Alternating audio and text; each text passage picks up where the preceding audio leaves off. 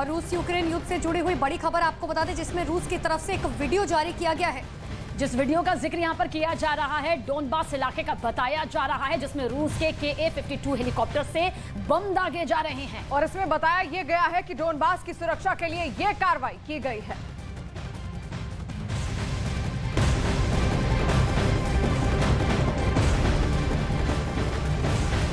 तो जमीन से लेकर आसमान तक बस बमबारी हो रही है, गोलाबारी हो रही है। इस बीच रूस यूक्रेन महायुद्ध से जुड़ी हुई बड़ी खबर आप तक पहुंचा दें, जिसमें यूक्रेन ने अमेरिका से और हथियार देने की बड़ी डिमांड रखी। और इसी के साथ इसमें ईरान के शाहिद ड्रोन के खिलाफ कार्रवाई के लिए यूक्रेन ने अमेरिका के क्रैम डिफेंस सिस्टम मांगे हैं।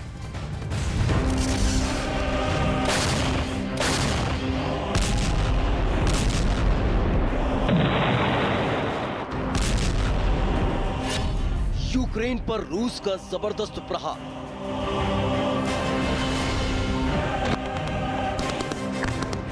यूक्रेन ने अमेरिका से मांगे हथियार।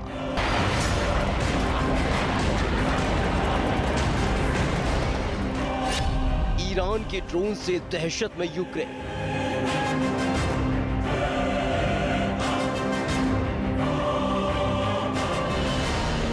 रूस और यूक्रेन के बीच जारी जंग अब इतनी लंबी खिंच चुकी है कि दोनों ही देश न झुकने को तैयार हैं और न ही पीछे हटने को। ऐसे में रूस लगातार यूक्रेन पर हमला कर रहा है, तो वहीं यूक्रेन भी उन हमलों का जवाब दे रहा है। हर मोर्चे पर घेर चुके रूस ने अपने जखीरे से जैसे एक घातक हथियार निकाला, उसके बाद यूक्रेन के होश उड़ गए।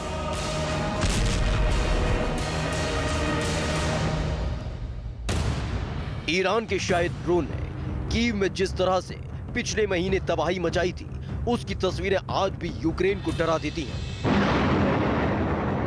क्योंकि रूस के पास अब भी भारी तादाद में ईरान के शाहिद ड्रोन मौजूद हैं, जिनसे लड़ने के लिए यूक्रेन को नई तकनीक और ज्यादा से ज्यादा हथियारों की जरूरत है। और यही वजह है कि यूक्रेन ने एक बार फिर अमेरिका के आगे हाथ फैला दिए हैं। यूक्रेन ने रूस से बचाने के लिए बाइडेन से गुहार लगाई है और मांग की है कि अमेरिका उसे और एयर डिफेंस सिस्टम दे, ताकि वो रूस का मुकाबला कर सके।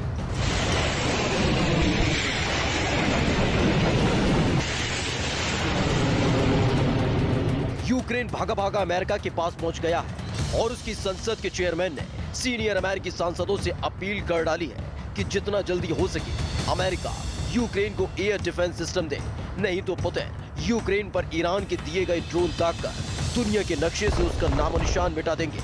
क्योंकि ईरान का बनाया गया शायद 136 ड्रोन यूक्रेन पर गिरा कर रूस ने उसका क्या हाल किया है, उसकी तस्वीरें पूरी दुनिया ने देखी हैं। शायद ड्रोन को हथियार बनाकर रूस पहले ही यूक्रेन की राजधानी कीव के बड़े हिस्से को अंधेरे में डुबा चुका है। वो ड्रोन से यूक्रेन के पावर प्लांट को निशाना बना रहा है, जिसकी वजह से कीव के कई इलाकों में बत्ती गुल हो गई। यूक्रेन की सरकार ने लोगों से कीव खाली करने को कह दिया है। यूक्रेन के पास शायद 136 ड्रोन का काम तमाम करने के लिए हाईटेक हथियार नहीं है।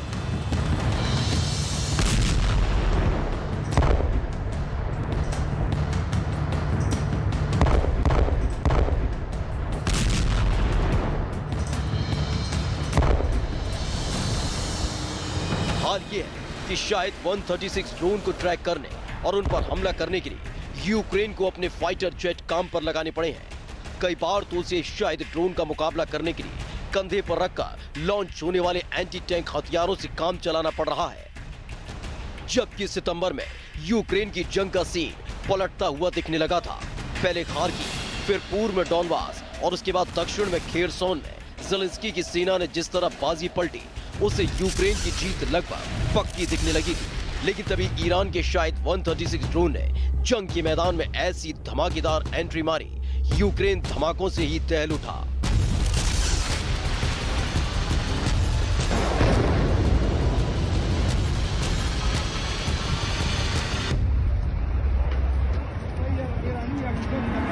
अब हालात इतनी तेजी से रूस के हक में बदलते जा रहे हैं कि यूक्रेन का साफ कहना है कि ये सोचने का वक्त नहीं है, इसलिए अमेरिका तुरंत उसे एयर डिफेंस सिस्टम मुहैया कराए।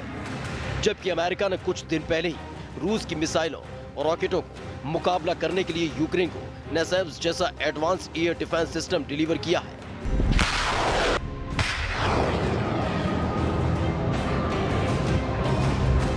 लेकिन यूक्रेन का उससे पेट नहीं भर रहा है। यूक्रेन ने अमेरिका के सी-रैम डिफेंस सिस्टम पर हाथ रख दिया है। यूक्रेन का कहना है कि उसे शायद 136 ड्रोन को मार गिराने के लिए सिर्फ और सिर्फ सी-रैम डिफेंस सिस्टम ही चाहिए, ताकि वो पावर प्लांट जैसे अपने अहम ठिकानों को रूस के वार से बचा सके। दुश्मन के हथियार को ट्रैक करने के लिए सी-रैम के अंदर ही रेडार फिट है, जिसके खतरे को भांपते ही सी-रैम में लगी बड़ी सी रैपिड फायर गन काम पर लग जाती है। फिर 1 मिनट में धड़ाधड़ 4500 राउंड फायर होते हैं, जिससे सामने चाहे मिसाइल हो, रॉकेट हो या फिर तोप के गोले, दुश्मन का हर वार खाली चला जाता है।